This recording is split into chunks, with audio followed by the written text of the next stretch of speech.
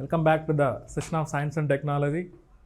Friends, మనం already space టెక్నాలజీకి సంబంధించి ప్రీవియస్ సెషన్లో మనకి స్పేస్ టెక్నాలజీ మన KPPSC గ్రూప్ 2 సిలబస్లో దీని గురించి క్లియర్గా మెన్షన్ చేస్తుంది.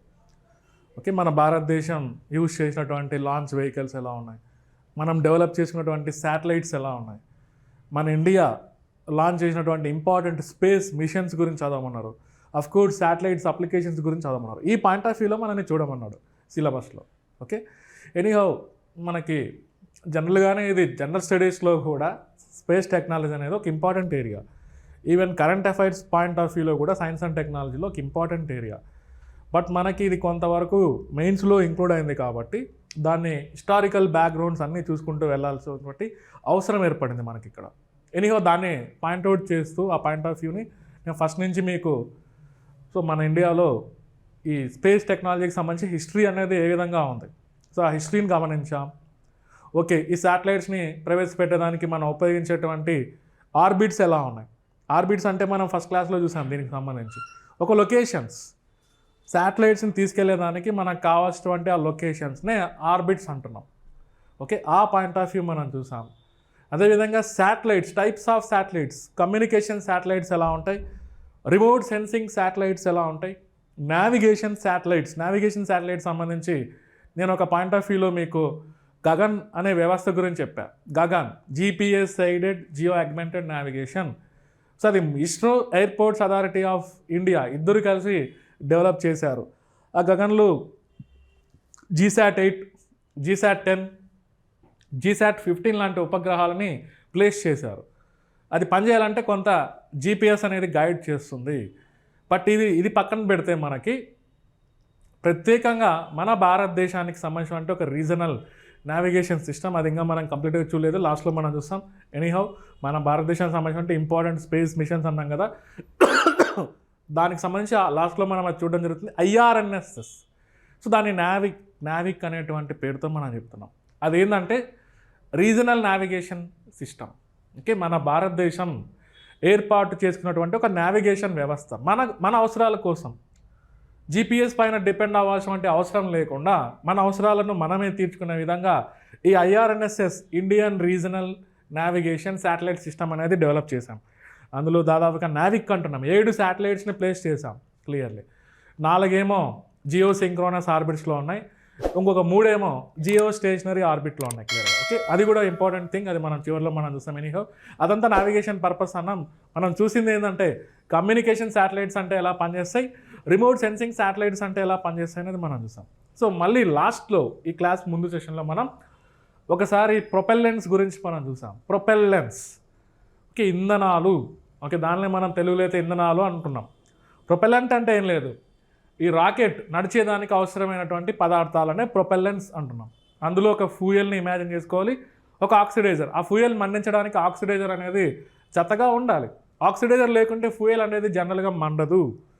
వాటినే ఆ ఫ్యూయల్ ఆక్సిడైజర్ మిక్స్చర్నే ప్రొపెల్లెంట్ అనాలి ఇండైరెక్ట్గా. అవి సాలిడ్గా ఉండొచ్చు, లిక్విడ్ ఫార్మాట్లో ఉండొచ్చు. అవి ఎలా ఉంటాయో మనం ఆల్రెడీ చూసాం. లిక్విడ్ ఫార్మాట్లో హైలీ ప్యూరిఫైడ్ కెరోసిన్ అన్నాం, క్రయోజెన్స్ అన్నాం, హైపర్గోలిక్ ప్రొపెల్లెన్స్. ఇదంతా చివరిలో మనం చూడడం జరిగింది. అఫ్ కోర్స్ మనం ఎక్కడ స్టాప్ చేసామంటే engines. Okay, types of engines. So types of engines, ఈ రాకెట్ వ్యవస్థ, లాంచింగ్ వెహికల్ సిస్టమ్ పనిచేయాలంటే అది PSLV కానివ్వండి, GSLV కానివ్వండి, మనం ఇంకా ఫ్యూచర్లో డెవలప్ చేసేటువంటి, ఫ్యూచర్లో మనం ఇంకా అందుబాటులోకి రానున్నటువంటి రీయూజబుల్ లాంచ్ వెహికల్స్, అవి ఆల్రెడీ డెవలప్మెంటల్ స్టేజెస్లో ఉంది, ఇంకా అది ఎక్స్పెరిమెంటల్ స్టేజెస్లో ఉన్నాయని మనం చెప్పుకోవచ్చు. అవన్నీ పని చేయాలంటే వాటిలో ప్రత్యేకంగా డిజైన్ చేసినటువంటి ఇంజిన్స్ అనేది అవసరం. వాటి గురించి మనం ఇక్కడ చూస్తున్నాం క్లియర్లీ. ఇక చూడండి, మనకి జనరల్గా సాధారణంగా ఒక సాలిడ్ ప్రొపెల్లెంట్స్ కానీ లిక్విడ్ ప్రొపెల్లెంట్స్ని కానీ బేస్ చేసుకొని ఒక 4 స్టేజ్ ఇంజనో, 3 స్టేజ్ ఇంజనో, లేదా 5 స్టేజ్ ఇంజనో, లేదా 2 స్టేజ్ ఇంజనో, ఇలాంటివి మనం డిజైన్ చేస్తూ ఉంటాం క్లియర్లీ. ఓకే, అది సాలిడ్ ప్రొపెల్లెంట్, లిక్విడ్ ప్రొపెల్లెంట్ని యూజ్ చేసుకొని అది జనరల్గా కన్వెన్షనల్గా ట్రెడిషనల్గా యూజ్ చేసేటువంటి ఇంజన్. ఇంకా కొంత అడ్వాన్స్డ్ ఇంజన్స్ అంటే మనకి ఇది చూసాం. సో వెరీ వెరీ ఇంపార్టెంట్, ఈసారి మనకి గ్యారంటీ క్వశ్చన్ కిందకి మనం చూడొచ్చు. ఇది క్రయోజెనిక్ ఇంజన్. అదేవిధంగా ఇంకొకటి ఎయిర్ బ్రీతింగ్ ప్రొపల్షన్ సిస్టమ్స్. ఇది కూడా ఒక engine type, air breathing propulsion systems. దీని గురించి మనం డిస్కస్ చేస్తాం. ఎనీహౌ క్రయోజెనిక్ ఇంజన్ అంటే మనకి ఇక్కడ లిక్విడ్ ఆక్సిజన్ని, ఓకే, సో లిక్విడ్ ఆక్సిజన్ని లిక్విడ్ హైడ్రోజన్, ఇది ఫ్యూయల్ అనుకుంటున్నాం, ఇది ఆక్సిడైజర్ అనుకుంటున్నాం. ఈ రెండింటిని యూజ్ చేస్తే దాన్ని క్రయోజెనిక్ ఇంజన్. ఎందుకంటే ఇవి యూజ్ చేస్తున్నామంటే అక్కడ టెంపరేచర్స్ అనేది చాలా చాలా తక్కువగా ఉంటాయి. సో -150 డిగ్రీ సెంటిగ్రేడ్ కన్నా బిలో టెంపరేచర్స్ ఉంటే వాటినే క్రయోజెనిక్ టెంపరేచర్స్ అంటున్నాం క్లియర్లీ. ఇది ఉందనుకోండి, లిక్విడ్ హైడ్రోజన్ మనం చూస్తున్నామంటే -253 డిగ్రీ సెంటిగ్రేడ్ ఉంటుంది. లిక్విడ్ ఆక్సిజన్ మనం చూస్తున్నామంటే -183 డిగ్రీ సెంటిగ్రేడ్ ఉంటుంది. అంత లో టెంపరేచర్స్ మెయింటైన్ చేస్తుంది కాబట్టి దాన్ని క్రయోజెనిక్ ఇంజన్ అనొచ్చు. ఎందుకు, ఓకే, ఎందుకు దీని గురించి ఇంత మాట్లాడుతున్నాం అనేది మీరు గమనించాలి ఫ్రెండ్స్. ఓకే, అసలు దాని పర్పస్ ఏంటో తెలియకుండా మనం ముందుకు వెళ్ళకూడదు. సో దీని యొక్క ఇంపార్టెన్స్ మనం చూస్తే జనరల్గా హైడ్రోజన్ అనేది ఒక powerful fuel. So in terms of calorific value టర్మ్స్లో మనం చూస్తే హైడ్రోజన్ని మండించగలిగితే చాలా ఎక్కువ శక్తి విడుదలవుతుంది. మీరు ఎనర్జీ మేనేజ్మెంట్ అనే టాపిక్ నేను చెప్పిన క్లాసెస్లో ఎనర్జీ మేనేజ్మెంట్, అక్కడ నేను గ్రీన్ హైడ్రోజన్ గురించి నేను చెప్పింటా, హైడ్రోజన్ ఇంపార్టెన్స్ గురించి కూడా నేను చెప్పింటా ప్రత్యేకంగా. హైడ్రోజన్ అనేది ఒక రాకెట్లో ఫ్యూయల్ కిందకి మనం యూజ్ చేస్తున్నాం. సో దీన్ని గినక మనం పర్ఫెక్ట్గా యూజ్ చేయగలిగితే అక్కడ నుంచి జనరేట్ అయినటువంటి ఎనర్జీ అనేది కంపేరిటివ్గా మిగతా వాటితో పోలిస్తే చాలా ఎక్కువ ఉంటుంది. అదే ఇక్కడ యూజ్ చేస్తున్నాం, హైడ్రోజన్ని ఫ్యూయల్ కిందకి యూజ్ చేస్తున్నాం ఈ స్టేజ్లో, క్రయోజెనిక్ స్టేజ్లో. కాకపోతే అది లిక్విడ్గా ఉంది, ఓకే. అలాగే ఆక్సిజన్, దాన్ని మండించడానికి అవసరమైనటువంటి ఆక్సిజన్ కూడా ఇక్కడ లిక్విడ్గా ఉంది క్లియర్గా.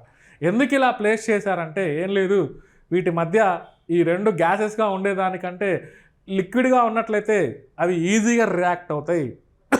ఎందుకంటే ఆ molecules, intermolecular forces of attraction అనేది వీటిలో స్ట్రాంగ్ ఉంటాయి. సో జనరల్గా గ్యాసెస్లే కంటే లిక్విడ్లో మాలిక్యూల్స్ అనేది అణువుల మధ్య దూరం చాలా తక్కువ ఉంటుంది. ఈ రెండు లిక్విడ్గా ఉన్నాయి కాబట్టి వాటి మధ్య చర్యాశీలత ఎక్కువ ఉంటుంది, రియాక్టివిటీ ఎక్కువ ఉంటుంది, చాలా వేగంగా రియాక్టివిటీ ఉంటుంది. సో ఎప్పుడైతే వీటి మధ్య రియాక్టివిటీని కనుక మనం ఇంప్రూవ్ చేయగలిగితే దీని నుంచి వచ్చేటువంటి అప్వర్డ్ థ్రస్ట్, రాకెట్ పైన పనిచేసేటువంటి బలం అనేది చాలా పవర్ఫుల్గా ఉంటుంది. అప్వర్డ్ థ్రస్ట్ అంటున్నాం ప్రత్యేకంగా, ఓకే. సో ఆ అప్వర్డ్ థ్రస్ట్ని ఇంక్రీజ్ చేయడానికి మనం క్రయోజెనిక్ ఇంజన్ని యూజ్ చేస్తున్నాం క్లియర్గా. సో క్రయోజెనిక్ ఇంజన్ యూజ్ చేయడం వల్ల ఓవరాల్గా ఎఫిషియన్సీ పెరుగుతుంది. సో రాకెట్ యొక్క పర్ఫార్మెన్స్ పెరుగుతుంది, ఎఫిషియన్సీ పెరుగుతుంది, అది ఎక్కువ బరువుల్ని తీసుకెళ్ళగలుగుతుంది, ఎక్కువ దూరాన్ని తీసుకెళ్ళగలుగుతుంది, ఆ శాటిలైట్ని ఎక్కువ దూరం పాటు తీసుకెళ్లేదానికి స్కోప్ ఉంది. అందుకోసమే మనం ఎక్స్క్లూజివ్గా జిఎస్ఎల్ఈ వెహికల్స్ మనం గమనిస్తే ఫ్రెండ్స్, జిఎస్ఎల్ఈ వెహికల్స్ జనరల్గా సమాచార ఉపగ్రహాలను లాంచ్ చేయడానికి మనం యూజ్ చేస్తుంటాం. అది 36,000 కిలోమీటర్ల దూరంలో మనం లాంచ్ చేయాల్సిన అవసరం ఉంది. సో మోరోవర్ అంత లాంగ్ డిస్టెన్సెస్ మూవ్ అవ్వాలంటే ఇలాంటి మనకు అవసరం, క్రయోజెనిక్ ఇంజన్ అనేది అవసరం పర్టికులర్గా. అందుకోసమే సో మనకి జిఎస్ఎల్విలో 3rd స్టేజ్లో క్రయోజెనిక్ ఇంజన్ అనేది క్లియర్గా మెన్షన్ చేసి ఉంటారు క్లియర్లీ, ఓకే. దీనికి ఇంపార్టెన్స్ ఉంది కాబట్టి దీనికోసం చాలా రోజులు రీసెర్చ్ చేసింది ఇండియా క్లియర్గా. ఆ రీసెర్చ్ మీరు గమనించాలి ఒకసారి. చూడండి క్లియర్గా, నేను ఒక డయాగ్రామ్ మీకు అర్థం చేసుకునేదానికి ఇక్కడ ఇంక్లూడ్ చేయడం జరిగింది. చూడండి friends clearly, okay. After a long journey, చాలా రోజుల కాలం పాటు దీనిపైన శ్రమించిన తర్వాత మన భారతదేశం సక్సెస్ఫుల్గా క్రయోజెనిక్ ఇంజన్ని డిజైన్ చేసి మన ఇండిజినస్ టెక్నాలజీతో డిజైన్, స్వదేశీ సాంకేతిక పరిజ్ఞానంతో ఈ క్రయోజెనిక్ ఇంజన్ని తయారు చేసింది మన ఇండియా. అది గొప్పగా చెప్పుకోవచ్చు కావాలంటే, okay. India's achievements in space టెక్నాలజీలో ఇది క్లియర్గా మీకు కనిపిస్తుంది. చూడండి ఒక జాబితా చూడండి. India joins a small group of first successful flight. So ఈ విషయంలో క్రయోజెనిక్ ఇంజన్ ఎవరికి వాళ్ళు డెవలప్ చేసుకున్నటువంటి క్రయోజెనిక్ ఇంజన్ ఉపయోగించి ఫస్ట్ సక్సెస్ఫుల్ ఫ్లైట్ని నిర్వహించిన వాళ్ళల్లో మన దేశం 6వ స్థానంలో ఉంది. ఈ ఘనతలో మనం చూస్తే ఈ కంట్రీల లిస్ట్లో ఎన్ని దేశాలు ఉన్నాయి, దాదాపుగా 190+ కంట్రీస్ ఉన్నాయి క్లియర్గా మీరు చూసినట్లయితే, ఓకే. అందులో మనకి దాదాపుగా మన ప్లేస్ చూడండి, ఈ లిస్ట్లో మనకి 6th ప్లేస్ ఉంది. చూడండి US, Japan, France, China, Russia, తర్వాత ఇండియానే ఉంది. ఇదంతా దాని హిస్టరీ, ఇదంతా మనకు అవసరం లేదు ఎగ్జామినేషన్ పాయింట్ ఆఫ్ వ్యూలో. ఎనీహౌ దానికోసం ఒకసారి చూస్తే సరిపోతుంది. 1982లో ఈ క్రయోజెనిక్ ఇంజన్ని మనం తీసుకోవాలని డెవలప్ చేయాలన్నటువంటి ఉద్దేశంతో ఒక ఎక్స్పెరిమెంట్ స్టార్ట్ చేసాం. అదంతా ఫెయిల్యూర్ అయిపోయింది. ఇక్కడ చూడండి దాదాపుగా 91 వరకు ఎక్స్పెరిమెంట్స్ అవన్నీ ఫెయిల్ అయినాయి. మన వల్ల కాక రష్యా మనకు ఫ్రెండ్ కాబట్టి రష్యాతో ఒక అగ్రిమెంట్ ఏర్పరచుకున్నాం ఈ టెక్నాలజీని మన దేశానికి ట్రాన్స్ఫర్ చేయమని. కానీ రష్యా మీద ఒత్తిడి వల్ల అంతర్జాతీయంగా యుఎస్ఏ అనేది ఒత్తిడి తీసుకురావడం వల్ల రష్యా అనేది క్రయోజెనిక్ ఇంజన్ని మనకి ఆ టెక్నాలజీని ట్రాన్స్ఫర్ చేయలేదు. సో కాకపోతే క్రయోజెనిక్ ఇంజన్ని కొంతవరకు కొన్ని ఇంజన్స్ని సప్లై చేసింది కానీ ఆ టెక్నాలజీ అయితే మనకి ఇవ్వలేదు బేసికల్గా. అప్పటి నుంచి మన భారతదేశం పరిశోధనలు చేసి ఫైనల్గా 2014లో ఒక సక్సెస్ఫుల్ ఫ్లైట్, విజయవంతమైనటువంటి ప్రయోగం మనం నిర్వహించాము. అప్పటి నుంచి మనకి మన భారతదేశంలో మన ఓన్గా డెవలప్ చేసుకున్నటువంటి క్రయోజెనిక్ ఇంజన్ ఉంది అని మనం చెప్పుకోవచ్చు. Indigenous technology clearly. Okay, so ఇది ఎక్కడ యూజ్ అవుతుందంటే మనకి మెయిన్ ఇప్పుడు మనకి LVM-3 GSLV MK3 అందులో C-25 అప్పర్ క్రయోజెనిక్ స్టేజ్ని దాంట్లో పేరు పెట్టారు C-25 అని క్లియర్గా మనం చూస్తే. అక్కడ కూడా మనం ఇండిజినస్గా డెవలప్ చేసినటువంటి క్రయోజెనిక్ని మనం వాడుతున్నాం. మనం ఇండిజినస్గా డెవలప్ చేసినటువంటి క్రయోజెనిక్ ఇంజన్ ఎప్పుడైతే వాడకం దాన్ని మొదలు పెట్టామో మన యొక్క GSLV వెహికల్స్ యొక్క కెపాసిటీ అమాంతం పెరిగిపోయింది. GSLV వెహికల్స్ ఈరోజు మనం ఉపయోగించేటువంటి GSLV MK3 వర్షన్స్ వాటినే LVM-3 అని చెప్తున్నాం. ఇప్పుడు LVM-3 క్లియర్గా వాటి కెపాసిటీ ఎంత ఉందంటే 4000 కేజీల నుంచి 8000 కేజీల వరకు. మీకు క్లియర్గా ఇస్రో వెబ్సైట్లో రాసి ఉంటుంది. 4000 కేజీల నుంచి 8000 కేజీల వరకు వాటికి పేలోడ్ క్యాపబిలిటీ ఉంది. పేలోడ్ అంటే పైన అటాచ్ చేస్తారు కదా క్లియర్గా. సో మనకి యూస్ఫుల్ కంటెంట్ అంటే పైన ఉన్నటువంటి క్యాప్ లైక్ నిర్మాణంలో ఉంటుంది, దాన్ని పేలోడ్ అంటాం క్లియర్లీ. ఆ పేలోడ్ని ఎంతవరకు తీసుకెళ్ళగలుగుతుందంటే 4000 కేజీల నుంచి 8000 కేజీలని తీసుకెళ్ళగలుగుతుంది GSLV వెహికల్స్. ఇప్పుడు ప్రజెంట్ మనం యూజ్ చేసేటి అడ్వాన్స్డ్ వర్షన్స్ MK3 వర్షన్స్ అంటున్నాం, వాటినే LVM-3 అంటున్నాం ఫ్రెండ్స్ క్లియర్లీ. ఎందుకు ఆ ప్రాపర్టీ వచ్చిందంటే బికాస్ ఆఫ్ క్రయోజెనిక్ ఇంజన్. దీని మీద మిమ్మల్ని ఎగ్జామ్లో ఎలా అయినా క్వశ్చన్ చేయొచ్చు, అందుకోసమే ఇదంతా దాని బ్యాక్గ్రౌండ్ కొంత మనం డిస్కస్ చేయాల్సిన అవసరం ఉంది. ఓకే, దీనికి ఇంపార్టెన్స్ ఉంది కాబట్టి దీని గురించి మనం చదివాం. సో నెక్స్ట్ వన్ ఇక్కడ చూడండి, ఇంకా మనకి ప్రత్యేకంగా ఇంకొకటి ఉంది. ఇక్కడ నేను 2 రాసా. ఇక్కడ చూడండి, ఎయిర్ బ్రీతింగ్ ప్రొపల్షన్ సిస్టమ్స్. ఇవి కూడా ఒక ప్రత్యేకమైనటువంటి ఇంజన్ వ్యవస్థలు. ఓకే, మనకి ఈవెన్ మనకి ఇక్కడ స్పేస్ టెక్నాలజీలోనే కాదు, డిఫెన్స్ టెక్నాలజీలో కూడా మిజైల్స్ మనం తయారు చేయాలంటే ఇంజన్స్ పనికి వస్తాయి. క్రయోజెనిక్ ఇంజన్ బ్యాలిస్టిక్ మిజైల్స్ డెవలప్మెంట్లో యూజ్ అవుతాయి. ఇక్కడ మనం అంటున్నాం air breathing propulsion systems, cruise missiles పనితీరులో ఇవి యూజ్ అవుతాయని మనం అనుకోవాలి బేసికల్గా. ఇక్కడ చూడండి, ఇక్కడ ఎయిర్ బ్రీతింగ్ ప్రొపల్షన్ సిస్టమ్స్ అంటున్నాం. దీని యొక్క ఉద్దేశం ఏంటంటే ఆక్సిజన్ మనం ఫిల్ చేయాల్సిన అవసరం లేదు. ఇంధనం మండేదానికి అవసరమైన ఆక్సిజన్ అనేది అట్మాస్ఫియర్ నుంచి అదే సేకరించుకుంటుంది. అందుకోసమే మనం ఏమంటున్నాం, వాటిని ఎయిర్ బ్రీతింగ్ ప్రొపల్షన్ సిస్టమ్ అంటున్నాం. సో ఇక్కడ అట్మాస్ఫియర్ నుంచి ఆక్సిజన్ అనేది అవి అబ్జార్ప్షన్ చేసుకునే క్యాపబిలిటీ వాటికి ఉన్నాయి. ఆక్సిజన్ సిలిండర్స్ని ప్లేస్ చేయాల్సిన అవసరం లేదు. లాంచ్ వెహికల్స్లో కానీ అదేవిధంగా మిజైల్స్లో కానీ అసలు ఆక్సిడైజర్ని మనం సప్లై చేయాల్సిన అవసరం లేదు. సో వాటికి అవసరమైనటువంటి ఆక్సిజన్ని అట్మాస్ఫియర్ నుంచి సేకరించుకునేటువంటి ఎబిలిటీ వాటికి ఉన్నాయి. అందుకోసమే అలాంటి ఇంజన్స్ని మనం ఏమంటున్నాం, air breathing propulsion systems.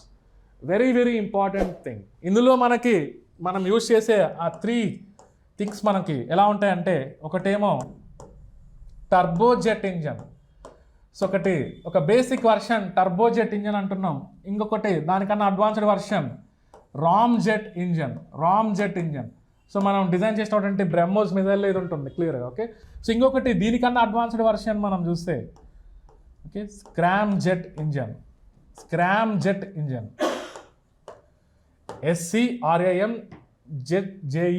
Scramjet engine అంటున్నాం. సో ఇవన్నీ దేని కిందకి వస్తాయంటే air breathing propulsion systems. Okay, చూడండి, దీనివల్ల మనకు వచ్చే ఉపయోగం ఏంటంటే ఫస్ట్ ఆక్సిజన్ బరువు తగ్గిపోతుంది. మనం ఆక్సిజన్ని క్యారీ చేయాల్సిన అవసరం అసలు లేదు ఇందులో మీరు చూస్తే.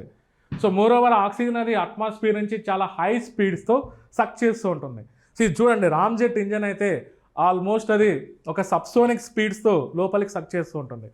ఈ స్క్రామ్జెట్ ఇంజన్ అయితే సూపర్సోనిక్ స్పీడ్స్తో మనం ఆల్రెడీ డిస్కస్ చేసాం. ఇక్కడ చూడండి, సూపర్సోనిక్ డిఫెన్స్ టెక్నాలజీ అప్పుడు నేను చెప్పి ఉంటాను, hypersonic. Okay, in case Mach number below 1 ఉంటే దాన్ని సబ్సోనిక్ అని, మ్యాక్ నెంబర్ 1 నుంచి 5 మధ్యలో ఉంటే దాన్ని సూపర్ సోనిక్ అని, అదేవిధంగా 5 కంటే పైన ఉంటే వాటిని హైపర్ సోనిక్ అని మనం చెప్పొచ్చు, hyper sonic clearly. Okay, anyhow ఇక్కడ చూడండి, ఇలాంటి ఇంజన్స్ని యూజ్ చేయడం వల్ల రామ్జెట్ ఇంజన్ వల్ల మనము ఎంతవరకు అచీవ్ అవ్వచ్చు అంటే సూపర్ సోనిక్ స్పీడ్స్ని మనం అచీవ్ అవ్వచ్చు. సూపర్ సోనిక్ స్పీడ్స్ లోపలికి మూవ్ అయ్యేటప్పుడైతే ఎయిర్ అనేది సబ్సోనిక్ స్పీడ్తో మూవ్ అవుతుంది. దానివల్ల అడ్వాంటేజ్ ఏంటంటే సో ఆ వెహికల్కి సూపర్ సోనిక్ స్పీడ్ని మనం కలిగించవచ్చు రామ్జెట్ ఇంజన్ యూజ్ చేయడం వల్ల. ఇక్కడ చూడండి స్క్రామ్జెట్ ఇంజన్, సో వీటి వల్ల మనకి హైపర్ సోనిక్, ఓకే, ఆ వెహికల్కి ఈ ప్రాపర్టీని మనం ఇండ్యూస్ చేయొచ్చు. అంటే అది హైపర్ సోనిక్ స్పీడ్తో మూవ్ అయ్యేటువంటి ప్రాపర్టీ ఉంది స్క్రామ్జెట్ ఇంజన్ యూజ్ చేయడం వల్ల. ఈ స్క్రామ్జెట్ అంటే మీనింగ్ ఏం లేదు, లోపల కంబషన్ అయ్యేటప్పుడు ఓకే సూపర్ సోనిక్ కంబషన్ జరుగుతుంది. ఓకే, అంటే లోపల ఆక్సిజన్ అనేది ఎలా మూవ్ అవుతుందంటే లోపలికి సూపర్ సోనిక్ స్పీడ్తో మూవ్ అవుతుంది. అంత స్పీడ్తో ఆక్సిజన్ అనేది మండుతూ ఉంటుంది. ఫైనల్గా దానివల్ల ఆ వెహికల్కి హైపర్ సోనిక్ స్పీడ్ని మనం ఇండ్యూస్ చేయొచ్చు friends. Okay, very very important. ఈ టెక్నాలజీ అందరి దగ్గర లేదు. ఈ టెక్నాలజీ విషయంలో కూడా మన ఇండియా అనేది 4వ స్థానంలో ఉంది. ఓకే, ఒక USA, రష్యా, అదేవిధంగా మనకి యూరోపియన్ స్పేస్ ఏజెన్సీ అలాంటి వాళ్ళని పక్కన పెడితే మన ఇండియా అనేది 4వ ప్లేస్లో ఉంది హైపర్ సోనిక్ ఈ స్క్రామ్జెట్ విషయంలో. ఎస్పెషల్లీ స్క్రామ్జెట్ ఇంజన్ ఓన్గా డెవలప్ చేసినటువంటి నేషన్స్లో మనం 2016లో ఆల్రెడీ ఆ ఇంజన్ని టెస్ట్ చేసాం, విజయవంతంగా పరీక్షించాం. ఎప్పుడు 2016వ సంవత్సరంలో క్లియర్లీ. సో మా దగ్గర ఓన్గా డెవలప్ చేసినటువంటి స్క్రామ్జెట్ ఇంజన్ ఉంది అని అఫీషియల్గా ప్రూవ్ చేశాం క్లియర్లీ. ఆ విషయంలో మన భారతదేశానికి 4th ప్లేస్లో ఉన్నామనేది మీరు గమనించాలి ఫ్రెండ్స్. చూడండి, very very important. So cryogenic engine విషయంలో మన ఇండియా అనేది 6th ప్లేస్లో ఉంటే స్క్రామ్జెట్ ఇంజన్ విషయంలో మన ఇండియా అనేది 4th ప్లేస్లో ఉంది క్లియర్గా. ఆ 2 ఇంపార్టెంట్ పాయింట్స్ మీరు గమనించాలి ఫ్రెండ్స్.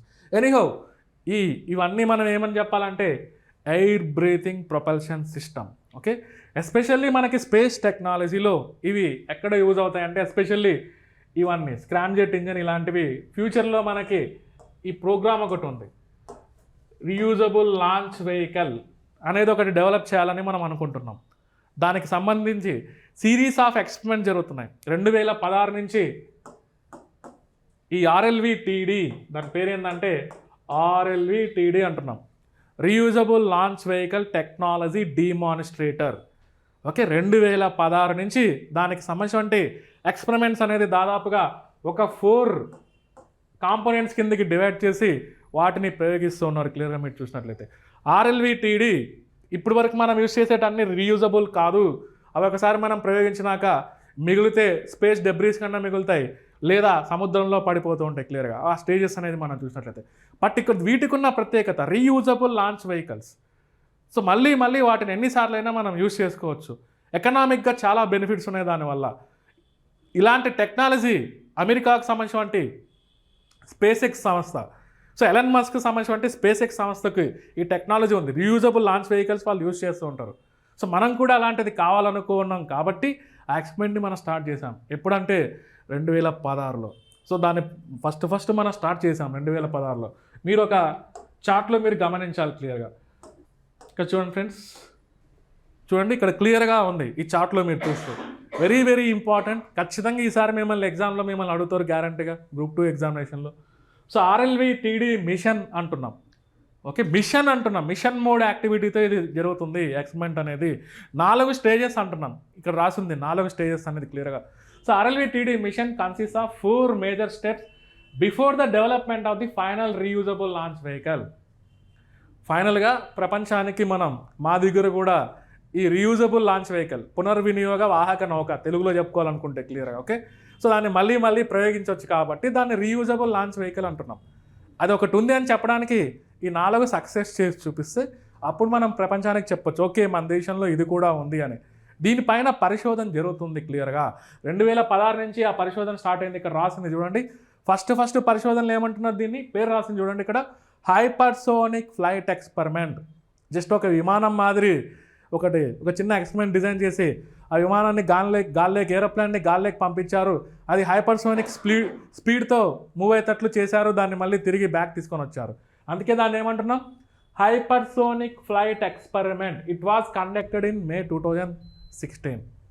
మేలో ఆల్రెడీ అది జరిగిపోయింది ఫ్రెండ్స్. ఇంకొకటి ఇక్కడ చూడండి, very very important thing, landing experiment. అది ఈ మధ్య 2023లో కర్ణాటకలో మనకి చిత్రదుర్గ డిస్టిక్లో జరిగింది. క్లియర్గా మనం చూస్తే ఇది కూడా విజయవంతమైంది. ల్యాండింగ్ ఎక్స్పెరిమెంట్ కూడా విజయవంతమైంది ఈ ప్రయోగానికి సంబంధించి. సో నెక్స్ట్ చూడండి, రిటర్న్ ఫ్లైట్ ఎక్స్పెరిమెంట్. ఓకే, ఇది కూడా ఒక ఎక్స్పెరిమెంట్ మోడ్తో మనం చేస్తున్నాం. రిటర్న్ ఫ్లైట్ ఎక్స్పెరిమెంట్, అది ఇంకా ఫ్యూచర్లో కండక్ట్ చేయాల్సిన అవసరం ఉంది. సో నెక్స్ట్ చూడండి, స్క్రామ్ జెట్ ప్రొపల్షన్ ఎక్స్పెరిమెంట్. ఇక్కడ రాసింది. నేను ఇందాక ఇదంతా ఎందుకు చెప్పా అంటే, మనకు అవసరమైనటువంటి రీయూజబుల్ లాంచ్ వెహికల్స్ డెవలప్ అవ్వాలంటే స్క్రామ్ జెట్ ఇంజన్ అనేది యూజ్ అవుతుంది అని మనం చెప్పుకుంటున్నాం. ఓకే, ఆ స్క్రామ్ జెట్ ఇంజన్ని రీయూజబుల్ లాంచ్ వెహికల్లో ఇంటిగ్రేట్ చేయడం అనేది లాస్ట్ స్టెప్. ఇక్కడ ఉంది క్లియర్గా, స్క్రామ్ జెట్ ప్రొపల్షన్ ఎక్స్పెరిమెంట్. ఇక్కడ చూడండి, second one landing experiment, third one return flight experiment. ఇవన్నీ డిఫరెంట్ స్టెప్స్ అండర్ ఆర్ఎల్విటిడి మిషన్ అని మనం చెప్పాలి friends. Okay, very very important thing. So upcoming group 2 ఎగ్జామినేషన్లో ఈ క్వశ్చన్ అనేది ఖచ్చితంగా మిమ్మల్ని అడిగే దానికి స్కోప్ ఉంది. సో మనల్ని అంటున్నారు, so launch vehicles, India develop చేస్తున్నటువంటి లాంచ్ వెహికల్స్, సో మనం ఇప్పటి వరకు మనం యూజ్ చేసినటువంటి శాటిలైట్స్, వాటి అప్లికేషన్స్ గురించి మనం అడిగారు. కాబట్టి ఇది కూడా ఒక మేజర్ ఎక్స్పెరిమెంట్. అందుకోసమే దీని గురించి ఇదంతా డిస్కస్ చేయాల్సిన అవసరం వచ్చింది ఫ్రెండ్స్. క్లియర్. ఓకే, సో ఈ విధంగా మనకి ఎయిర్ బ్రీతింగ్ ప్రొపల్షన్ సిస్టమ్స్ అనేది అడ్వాన్స్డ్ లాంచ్ వెహికల్స్ డిజైన్లో మనకు యూజ్ అవుతున్నాయి అనేది మనం గమనించాలి. అడ్వాన్స్డ్ లాంచ్ వెహికల్స్ క్లియర్గా. సో ఇవి ఇంతవరకు మన దగ్గర ఓకే యూజ్ చేయట్లేదు. మనం మహా అంటే ఇప్పటి వరకు మీరు చూడండి, నెక్స్ట్ మనం అదే చూస్తున్నాం, launch vehicles evolution. So next topic ఏంటంటే మనది different types of launch vehicles. క్లియర్గా లాంచ్ వెహికల్స్ అనేది ఎలా ఎవాల్వ్ అవుతూ వచ్చాయి, ఎలా అభివృద్ధి అవుతూ వచ్చాయి మన భారతదేశంలో అనేది మనం చూడాలి. చూడండి friends, clearly evolution of launch vehicle. So వాహక నౌకలు, ఉపగ్రహ వాహక నౌకలు ఎలా పరిణామం చెందుతూ వచ్చాయి దేశంలో. మీరు గనక హిస్టరీని గుర్తు చేసుకుంటే, నేను చెప్పిన ఫస్ట్ క్లాస్లో సో మన ఇండియాలో లాంచ్ వెహికల్ హిస్టరీస్కి మనం చూస్తే అక్కడే నేను చెప్పా, మీరు అదంతా ఇక్కడ గుర్తు చేసుకోవాలి బేసికల్గా. చూడండి, 1980లో SLV-3 అనేటువంటి లాంచ్ వెహికల్తో మనం మొదలుపెట్టాం. సో భారతదేశం యొక్క ప్రస్తావన. ఓకే, సో మన యొక్క హిస్టరీలో ఎవల్యూషన్లో మనం చూస్తే లాంచ్ వెహికల్స్ సంబంధించి మొట్టమొదటగా మనం ఓన్గా డెవలప్ చేసినటువంటి లాంచ్ వెహికల్ ఏంటంటే SLV-3. అది 1980లో విజయవంతంగా ప్రయోగించాం. రోహిణి సిరీస్ ఆఫ్ శాటిలైట్స్లో ఒక శాటిలైట్ని ఫస్ట్ అందులో మనం లాంచ్ చేసాం. క్లియర్గా మనం చూసినట్లయితే SLV-3 క్లియర్గా ఎవల్యూషన్లో మనం చూడు, ఫస్ట్ మనకి ఏం కనిపిస్తుంది, SLV-3. ఇది ఎప్పుడో మనం 1980 ఆ టైంలో మనం చూసాం క్లియర్లీ. ఓకే, నెక్స్ట్ దీనికన్నా కొంత అడ్వాన్స్డ్గా మనం augmented satellite launch vehicle, ASLV, augmented satellite launch vehicle. So ఇది వచ్చేటప్పటికి మనం 1987లో విజయవంతంగా మనం ప్రయోగించాం. 1987లో. ఇంకా తర్వాత థర్డ్ వర్షన్ వచ్చేటప్పటికి PSLV, polar satellite launch vehicle. So దీని ప్రోగ్రామ్ మనం 1982లో స్టార్ట్ చేసినా కూడా, సో దీని నుంచి ఒక ఫస్ట్ సక్సెస్ఫుల్ ఫ్లైట్ అనేది 1994లో మనం చూసాం. మొట్టమొదటి విజయవంతమైనటువంటి ప్రయోగం విజయవంతమైంది అంటున్నాం క్లియర్లీ. ఓకే, సో మొట్టమొదటగా 1993లో మనం ప్రయోగించినా కూడా అది అన్సక్సెస్ఫుల్ అని మనం చెప్పొచ్చు. సో మొట్టమొదటిది విజయవంతంగా మనం ఎప్పుడు చూసామంటే 1994లో PSLVకి సంబంధించి మనం చూడవచ్చు. తర్వాత మళ్ళీ మనకి 4th version GSLV vehicles. Okay, దీని ప్రోగ్రామ్ 1990లో స్టార్ట్ అవుతే, సో దానికి సంబంధించినటువంటి ఒక ఫస్ట్ సక్సెస్ అనేది మనం అరౌండ్ ఒక 2001లో ఆ టైంలో మనం చూడవచ్చు క్లియర్గా. ఓకే, 2001లో క్లియర్గా మనం చూసినట్లయితే. సో ఓకే, ఈ మధ్యకాలంలో 2023లో మనం SSLV, small satellite launch vehicles. So ఏ ఉపగ్రహాలు అయితే 500 kg కంటే తక్కువ ఉంటుందో వాటిని స్మాల్ శాటిలైట్స్ అని మనం కన్సిడర్ చేసుకోవచ్చు. వాటిని ప్రయోగించుకునేదానికి మనకేమి ఏ PSLVలో GSLVలో అవసరం లేకుండా, సో ఎకనామిక్గా కొంతవరకు రిలీఫ్ కోసం, మోరోవర్ ఇండియాలో కొంతవరకు ఈ స్పేస్ రీసెర్చ్ని ప్రమోట్ చేయడానికి, ప్రైవేట్ సెక్టార్ని ప్రమోట్ చేయడానికి, సో వాటన్నిటి పర్పస్ కోసం అనుకోవచ్చు. మనం ఈ మధ్య కాలంలో స్మాల్ శాటిలైట్ లాంచ్ వెహికల్ మనం డెవలప్ చేసాం క్లియర్లీ. ఓకే, SSLV-D2 అనేటువంటి ఎక్స్పెరిమెంట్ మనం విజయవంతం చేసాం. సో EOS-07 మిషన్ అని మనం చెప్తూ ఉంటాం క్లియర్గా. అది విజయవంతమైంది బేసికల్గా. ఎనీహౌ మన ఫ్యూచర్ విజన్ వచ్చేసి, మన భవిష్యత్తు కార్యాచరణ విజన్ వచ్చేసి ఇదేగా మనం అనుకుంది RLV. ఇందాక మనం చూసాం కదా, మన భవిష్యత్తు కార్యాచరణ ఏంటంటే వీటిని ఇంకా మనం ఇక్కడ వరకు రీచ్ అవుతూ వచ్చాం. నెక్స్ట్ మన స్టేజ్ ఏంటంటే RLVకి రీచ్ అవ్వాలి, రీయూజబుల్ లాంచ్ వెహికల్.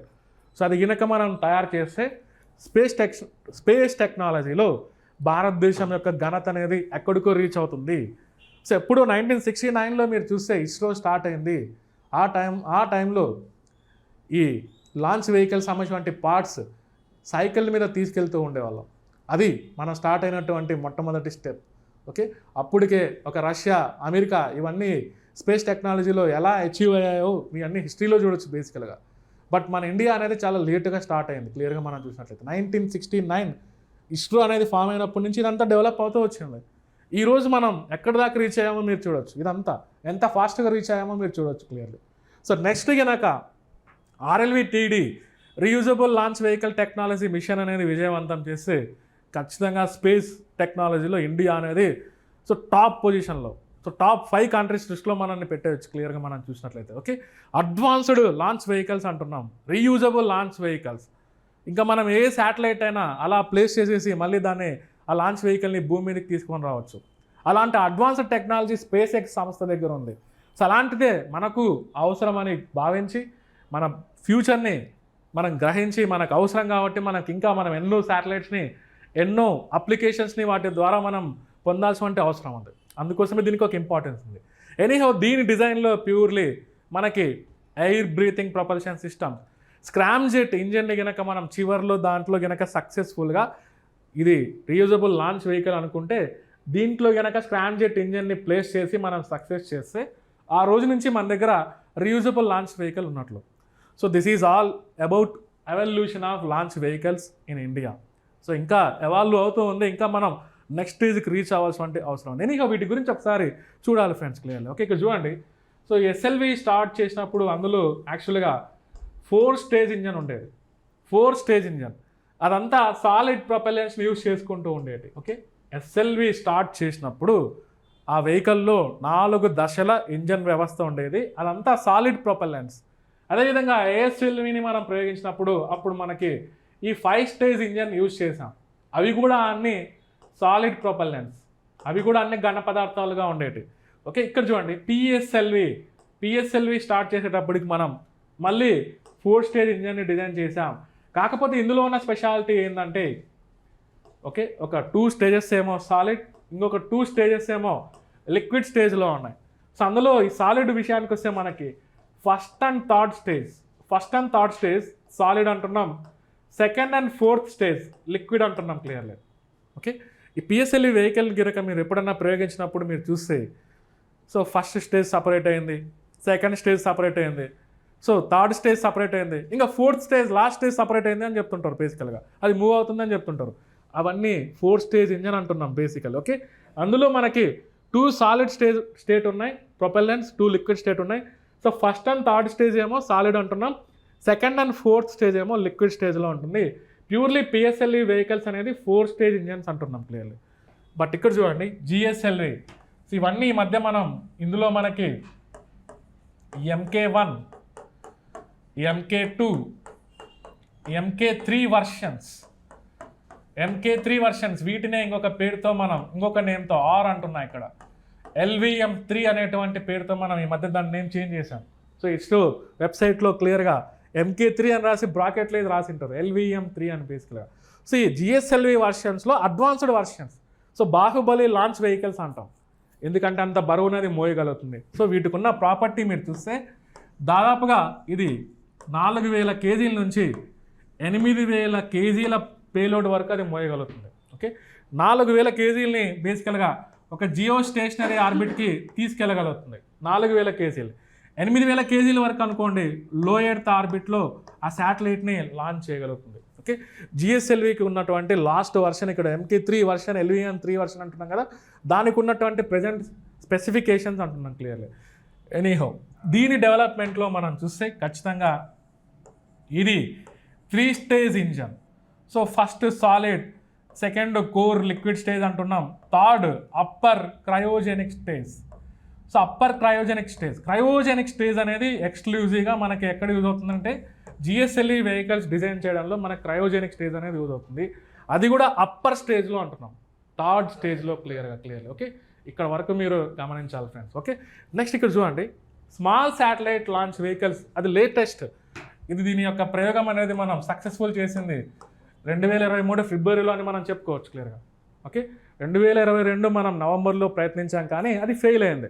2023లో మళ్ళీ మనం సక్సెస్ చేసి చూపించాం SSLV D2 అనేటువంటి మిషన్ ద్వారా. సో దాన్నే EOS 07 మిషన్ అని కూడా మనం చెప్తూ ఉంటాం. ఎనీహో దీని యొక్క డిజైన్లో ఇన్వాల్వ్ అయినటువంటి ఆ ఇంజన్ కూడా 3 స్టేజ్ ఇంజన్.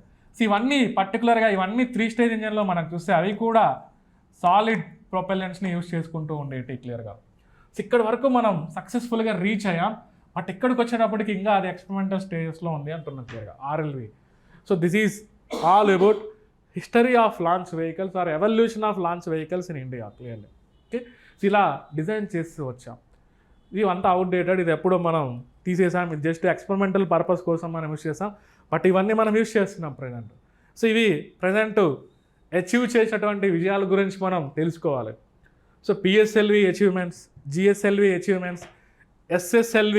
సో అది చేసింది 2 ప్రయోగాలు క్లియర్గా మనం చూస్తే. ఓకే, సెకండ్ వన్ అది సక్సెస్ఫుల్ అయిందని మనం చెప్తున్నాం ఇండైరెక్ట్గా. ఓకే, ఎనీహో వీటి గురించి తెలుసుకునే ముందర ఒకసారి PSLVకి GSLVకి క్లియర్గా డిఫరెన్సియేషన్ అనేది ఒకసారి మనం చూస్తాం.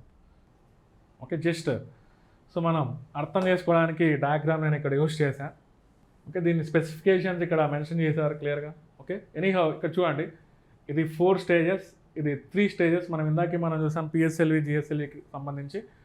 PSLV జనరల్గా ఎక్కడ లాంచ్ చేస్తుంటుంది, ఒక సన్ సింక్రోనస్ పోలార్ ఆర్బిట్స్. మనం ఫస్ట్లోనే చూసాం పోలార్ ఆర్బిట్స్ అంటే ఏంటి, జియో సింక్రోనస్ ఆర్బిట్స్ అంటే ఏంటి, so geostationary earth orbit అంటే ఏంటి, ఎలిప్టికల్ ఆర్బిట్స్ అంటే ఏంటి, సర్క్యులర్ ఆర్బిట్స్ అంటే ఏంటి, ఓకే, ఈక్వటోరియల్ ఆర్బిట్స్ అంటే అవన్నీ మనం చూసాం. ఇది పర్టికులర్గా భూమి చుట్టూ మొత్తం కవర్ చేసుకునే దానికి పోలార్ ఆర్బిట్స్ అనేది ఉన్నాయి. అక్కడ ఒకసారి లాంచ్ చేసిన తర్వాత దాదాపుగా ఒక రోజులో భూమి చుట్టూ అది దాదాపుగా చూడండి ఎంత హైట్లో ఉంటుందంటే అది 600 to 900 కిలోమీటర్స్, అంటే లో ఎర్త్ ఆర్బిట్స్లో జనరల్గా అది ప్లేస్ చేస్తుంది. భూమి చుట్టూ దాదాపుగా 400 సార్లు 400 టైమ్స్ ఆ శాటిలైట్ అనేది కవర్ చేస్తూ ఉంటుంది. అంటే each and every point on the earth, భూమి పైనటువంటి ప్రతి పాయింట్ని అది కవర్ చేసేదానికి స్కోప్ ఉంది క్లియర్గా. అందుకే వీటిని earth observation satellites, remote sensing శాటిలైట్స్ని లాంచ్ చేయడానికి PSLV వెహికల్స్ని జనరల్గా మనం యూజ్ చేస్తూ ఉంటాం. ఓకే, సో నెక్స్ట్ ఇక్కడ చూడండి, ఇక్కడ కింద రాసింది, these type of vehicle generally used to launch remote sensing satellites. So pole to pole అది తిరుగుతూ ఉంటుంది కాబట్టి బేసికల్లీ. ఓకే, ఇది చూడండి 4 స్టేజ్ లాంచ్ వెహికల్ అంటున్నాం ప్రత్యేకంగా. ఇక్కడ ఫస్ట్ థర్డ్ స్టేజ్ సాలిడ్ ఉంటుంది, అదేవిధంగా సెకండ్ 4th స్టేజ్ లిక్విడ్ ఉంటుందని మనం చెప్పుకున్నాం. ఓకే, ఎనీహౌ ఈ లిక్విడ్ స్టేజెస్లో జనరల్గా వికాస్ ఇంజన్ని యూజ్ చేస్తుంటాం ఇక్కడ మనం చూసినట్లయితే. ఓకే, ఇక్కడ చూడండి నెక్స్ట్ ఇక్కడ GSLV అంటున్నాం. So GSLV delivers communication satellites elliptical orbits. So వీటినే జియో సింక్రోనస్ ట్రాన్స్ఫర్ ఆర్బిట్స్ అంటున్నాం. జియో సింక్రోనస్ ట్రాన్స్ఫర్ ఆర్బిట్, నేను ఫస్ట్లో ఆర్బిట్స్ గురించి మీకు చెప్పేటప్పుడు చెప్పింటా, ఉన్న ఆర్బిట్స్లో అదొక్కటి మీకు ఎలిప్టికల్ షేప్లో కనిపిస్తూ ఉంటుంది, జియో సింక్రోనస్ ట్రాన్స్ఫర్ ఆర్బిట్. దానిపైన ఒక పెరిజీ పాయింట్ ఉంటుంది, ఒక అపోజీ పాయింట్ ఉంటుంది. ఓకే, దీనికి సంబంధించి జియో సింక్రోనస్ ట్రాన్స్ఫర్ ఆర్బిట్కి సంబంధించి పెరిజీ పాయింట్ భూమికి దగ్గరగా ఉన్న పాయింట్ని 250 కిలోమీటర్స్, అపోజీ పాయింట్ మనం ఫైనల్ డెస్టినేషన్ ఏంటంటే అపోజీ పాయింట్. సో భూమికి దాదాపుగా 36,000 కిలోమీటర్ల దూరంలో ఉండాలి. ఫస్ట్ ఏం చేస్తారు, ఈ పెరిజీ పాయింట్లకు తీసుకెళ్ళి అక్కడి నుంచి ఆ పాత్లో, ఆ ఎలిప్టికల్ పాత్లో అక్కడికి చేరవేసేదానికి ట్రై చేస్తూ ఉంటారు. దానివల్ల కొంత ఎకనామిక్ బెనిఫిట్స్ ఉన్నాయి, ఫ్యూయల్ కన్జంప్షన్ అనేది రెడ్యూస్ అవుతుందని మనం చెప్తున్నాం. ఓకే, ఇక్కడ అదే రాశారు. So GSLV delivers communication satellites to highly elliptical. Okay, అక్కడ జనరల్గా లాంచ్ చేస్తూ ఉంటారు అనేది జనరల్గా ఇక్కడ మెన్షన్ చేశారు. కమ్యూనికేషన్ శాటిలైట్స్ కోసం GSLV వెహికల్స్ని మనం యూజ్ చేస్తున్నాం, ఇక్కడ రాసింది. So the satellites in these orbits appear to remain permanently fixed in the same position in the sky అంటున్నాం. మరి అంతే కదా, దాని పేరే అంటున్నాం జియో స్టేషనరీ ఆర్బిట్. ఒకసారి దాంట్లో ఒక శాటిలైట్ని మనం ఇమాజిన్ చేసుకుంటే భూమి పై నుంచి మీరు మార్నింగ్ చూసినా అదే పొజిషన్లో ఉంటుంది, నైట్ చూసినా అదే పొజిషన్లో ఉంటుంది, మధ్యాహ్నం చూసినా అదే పొజిషన్లో ఉంటుంది. మీరు ఎలా భూమి ఎలా 24 అవర్స్ అది తిరుగుతుందో ఆ శాటిలైట్ కూడా అక్కడ ఉన్నటువంటి ఆర్బిట్లో 24 అవర్స్ కంప్లీట్గా రివాల్వ్ అవుతుంటుందని మనం చెప్పుకోవచ్చు. కంప్లీట్ రెవల్యూషన్ అవ్వడానికి 24 అవర్స్ పడుతుంది. అందుకోసమే ఆర్బిట్ని మనం జియో స్టేషనరీ ఆర్బిట్ అవన్నీ చూసేదానికి శాటిలైట్స్ అలానే ఫిక్స్డ్ పొజిషన్లో ఉన్నట్లు మనకు కనిపిస్తూ ఉంటుంది. ఇక్కడ క్లియర్గా మెన్షన్ చేశారు. ఎనీహౌ ఇక్కడ చూడండి, ఒక బేసిక్ జిఎస్ఎల్వి వెహికల్కి ఇక్కడ మనకి 3 స్టేజెస్ ఉంటాయని మనం చెప్పుకున్నాం. అందులో solid stage, second stage liquid fuel అంటున్నాం, third stage upper cryogenic stage. Very very important. Cryogenic engine మనం ఈరోజు మన ఇండిజినస్ టెక్నాలజీతో దాన్ని డిజైన్ చేసాం, దాన్ని యూజ్ చేస్తున్నాం. ఈ అప్పర్ క్రయోజెనిక్ స్టేజ్ వల్లనే మన ఇండిజినస్ ఇంజన్ వల్లనే ప్రత్యేకంగా ఈరోజు జిఎస్ఎల్వి MK3 వర్షన్స్, LVM 3 వర్షన్స్కి ఎక్కువ బరువుని మోసేటువంటి కెపాసిటీ వచ్చింది. 4000 కేజీల నుంచి 8000 కేజీల వరకు అది తీసుకెళ్ళగలుగుతుంది. ఇక్కడ మీరు చూడండి, ఇది మహా అంటే ఇక్కడ చూడండి పిఎస్ఎల్వి ఒక 1750 కేజీలు లేదా 2000 కేజీల వరకు ఉంటుంది. ఇంతకుముందు జిఎస్ఎల్వికి మీరు చూస్తే 2500 కేజీల వరకు అది పేలోడ్ని తీసుకెళ్లే క్యాపబిలిటీ ఉంది. బట్ ఇక్కడ MK3 వర్షన్స్, LVM 3 వర్షన్స్ దాని స్పెషాలిటీ 4000 కేజీల నుంచి 8000 కేజీల పేలోడ్ని తీసుకెళ్ళగలుగుతుంది ఫ్రెండ్స్. ఓకే, అది ఈ PSLV GSLV difference. Okay, so మనం తర్వాత కొన్ని నెక్స్ట్ క్లాస్లో వీటికి సంబంధించినటువంటి కొన్ని important things, achievements. So India's achievements, launch vehicles ద్వారా మనం ఎలాంటి ప్రయోజనాలు పొందాం, ఎలాంటి శాటిలైట్స్ని మనం యూజ్ చేసాం అనే ఆస్పెక్ట్ నెక్స్ట్ క్లాస్లో మనం చూడడం. That's all for this session. Thank you.